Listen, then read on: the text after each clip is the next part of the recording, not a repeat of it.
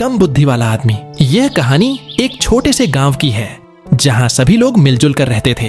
एक दिन गांव में एक ऐसा आदमी आया जिसका नाम राजू था, जो दिखने में तो साधारण था, लेकिन उसकी बुद्धिमत्ता कम थी। उसकी बातें और हरकतें लोगों को कभी कभी अजीब लगती, मगर उसमें एक सच्चाई और मासूमियत थी जो उसे सबसे अलग बनाती थी। गांव में पहुंचते ही उसने लोगों से कहा, मुझे इस गांव में रहना है और गांव के कामों में मदद करनी है। क्या आप लोग मुझे यहाँ गांव में रहने दे सकते हो? गांव के लोग समझ नहीं पाए कि वो कैसे मदद करेगा, क्योंकि उसकी समझदारी बहुत कम थी। फिर भी गांव के मुखिया ने उसे काम करने की इजाजत दी। गांव में लोग उसे हंसी मजाक में कम बुद्धि वाला आदमी कहने लगे। पहला दिन था और उसे गांव की सफाई का काम दिया गया। उसने झाड़ू उठाई और सफाई करने लगा, लेकिन साफ करने के बजाय उसने सारा कचरा इधर उधर फैला दिया। लोग उसे देखकर हंसने लगे और बोले, तू ये काम नहीं कर सकता, तूने तो पहले से भी ज्यादा गंदा कर दिया, ये काम तेरे बस का नहीं है।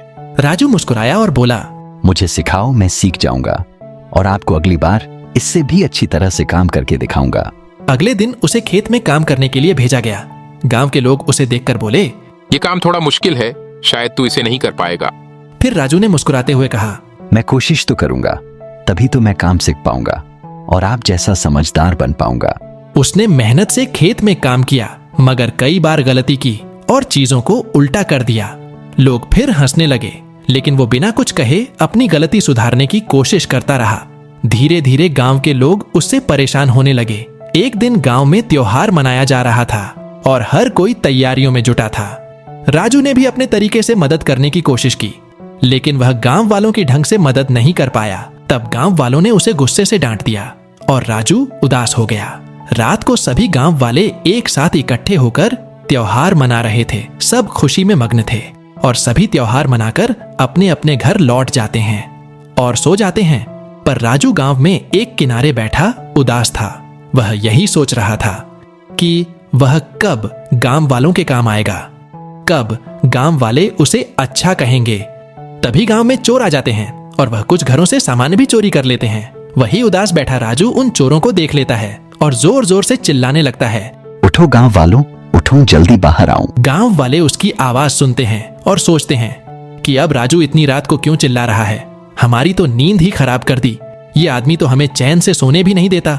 तब गांव वाले उठकर बाहर आते हैं तो वह देखते हैं कि गांव में चोर घुस आए हैं। उनके पास चोरी किया हुआ काफी सामान होता है। फिर गांव वाले उन चोरों को पकड़ते हैं और उनकी खूब पिटाई करते हैं। सभी गांव वाले राजू की जमकर तारीफ करते हैं और कहते हैं, राजू हमें माफ कर दो, हम तुम्हें हमेशा बुरा भला कहते थे और तुम्हें कम बुद्धि वाला आदमी भी कहा करते थे, लेकिन आज तुम्हारी समझदारी ने यह बता दिया कि तुम कम बुद्धि वाले नहीं बल्कि बुद्धिमान व्यक्ति हो।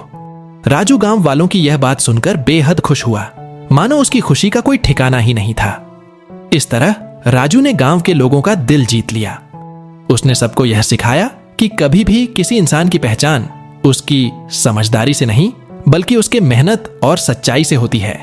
धीरे धीरे लोग उसकी कमियों को नजरअंदाज करने लगे और उसे एक परिवार के सदस्य की तरह मानने लगे। सबको कम नहीं समझना चाहिए बल्कि उसकी मेहनत और सच्चाई को समझना चाहिए। धीरे धीरे लोग उसकी कमियों को नजरअंदाज करने लगे और उसे अपना परिवार का सदस्य मानने लगे। तो आपको कैसी लगी कम बुद्धिमान राजू की कहानी? इस पर अपनी राय दीजिए और हमारे चैनल चटपटी कहानियां को ऐसी ही मजेदार कहानियों के लिए अभी सब्सक्राइब कीजिए। धन्यवाद।